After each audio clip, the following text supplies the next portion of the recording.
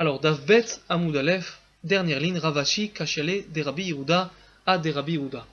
Alors, on a Ravashi qui va ramener deux enseignements apparemment contradictoires. Ces deux enseignements qu'il va rapporter au nom de Rabbi Yehuda, les deux seront au nom de Rabbi Yehuda, l'un une Braïta, l'autre une Mishnah, et apparemment les deux se contredisent. Comment Rabbi Yehuda peut se contredire? Et Ravashi va expliquer, va répondre qu'en vérité, l'un des enseignements, ce n'est pas Rabbi Yehuda. C'est Rabbi Yossé bar Yehuda. La Mishnah, c'est bien Rabbi Yehuda, mais la Braïta, ce n'est pas Rabbi Yehuda, c'est Rabbi Yossé bar Yehuda. Et de cette façon, il n'y a aucun problème. Rabbi Yehuda dit une chose, Rabbi Yossé bar Yehuda dit une autre chose. Alors la Gemara va demander, c'est trop facile. Soit qu'on a deux enseignements au nom d'un même auteur qui se contredisent, alors on va à chaque fois changer les auteurs, c'est trop facile. On n'a qu'à dire ce n'est pas Rabbi Yehuda, c'est Rabbi Yochanan. Dans un autre cas, ça sera Rabbi Eliezer. Trop facile. Pour quelle raison Ravashi répond de cette façon? Eh bien, la Gemara nous explique, c'est très simple.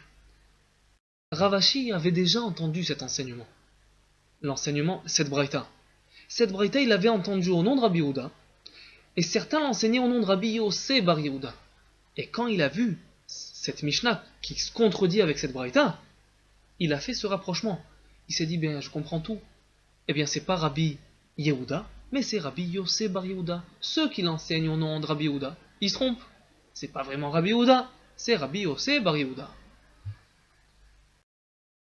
Alors, Ravashi Kachale des Rabbi Yehuda à des Rabbi Yehuda. Ravashi apporte deux enseignements qui se contredisent. Ou Mokimla li Braïta qui est Rabbi Yossé bar Yehuda, et il va établir la Braïta comme Rabbi Yossé bar Yehuda. Alors la Gemara, elle va détailler, elle va reprendre la question, elle va reprendre la réponse. Omi amar Rabbi Yehuda bizmanaze oilu mistakelin ba en korin ota ela bizmana. Est-ce que Rabbi Yehuda a bien dit cette chose-là qu'on a enseignée dans la Sugia juste avant, que Rabbi Yehuda il fait une différence entre au temps du Beth Amikdash et aujourd'hui? Qu'est-ce qu'il nous dit Rabbi Yehuda? À l'époque, il permet. Aujourd'hui, il interdit. Donc il fait une différence. Et la différence, ce sera quoi? Le Beth Amikdash. Est-ce que c'est bien ça? Ça, c'est la Braïta. Eh bien non. Urminhi, on a une objection. Amar Rabbi Yehuda. Rabbi Yehuda nous enseigne plus loin, c'est une Mishnah. C'est la Mishnah qui se trouve dans Daf He Amud Aleph. Amar Rabbi Yehuda et Matai.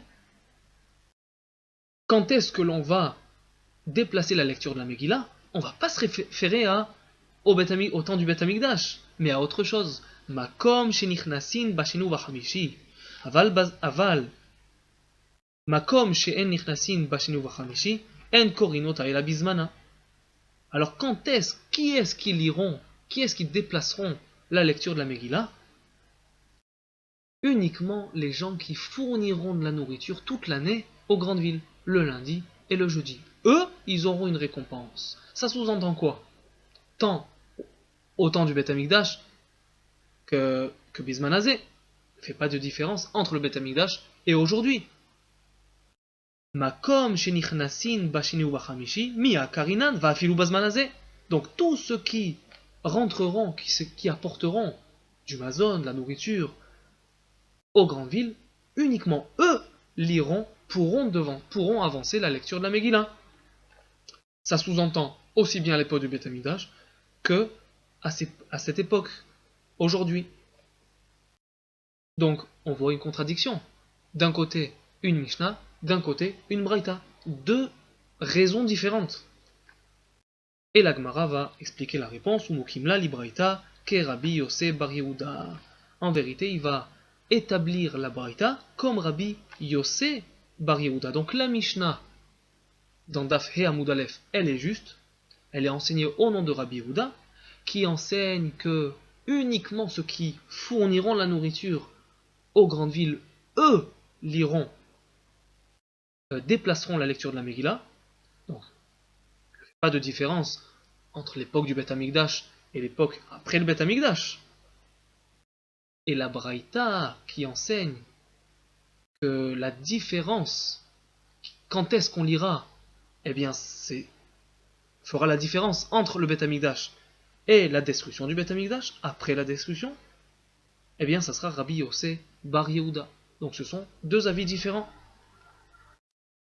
Au Mishum de Kashiale de Rabbi Yehuda à des Rabbi Yehuda, Mokimla Libraita ke Rabbi Yossé Bar Yehuda, c'est la fameuse question. Alors c'est trop facile, je vois qu'on a un enseignement différent, on va changer les auteurs pour un oui ou pour un non. Et la Gemara répond, Ravashi, Shmiale deika de Tanela ke Rabbi Yehuda, veika de Tanela ke Rabbi Yossé Bar Yehuda. Ravashi l'a déjà entendu au nom de Rabbi Yehuda et au nom de Rabbi Yossé Bar Yehuda. Ou mais des Kashiale de Rabbi Yehuda, et lorsqu'il s'est rendu compte qu'il y a une contradiction entre Rabbi Yehuda et Rabbi Yehuda, eh bien il s'est dit c'est très simple, c'est pas Rabbi Yehuda, c'est Rabbi Yossé. Amar, il s'est dit comme ça, Man detanela ke Rabbi Yehuda, lav davka. Man detanela ke Rabbi Yossé Bar Yehuda, davka. Ceux qui l'enseignent au nom de Rabbi Yehuda, ce n'est pas Rabbi Yehuda davka, c'est Rabbi Yossé Bar Yehuda, il faut changer. Et ceux qui l'enseignent au nom de Rabbi Yossé Bar Yehuda, ben, eux, ils ont raison, c'est l'avis de Rabbi Yossé Bar Yehuda. Donc nous avons vu une Mishnah et une Braïta, apparemment au nom de Rabbi Yehuda. Donc ces deux enseignements sont contradictoires. Eh bien il faut changer et il faut dire que la Braïta ne va pas comme Rabbi Yehuda, mais va comme Rabbi Yossé Bar Yehuda. On a fini, on est arrivé aux 2 points.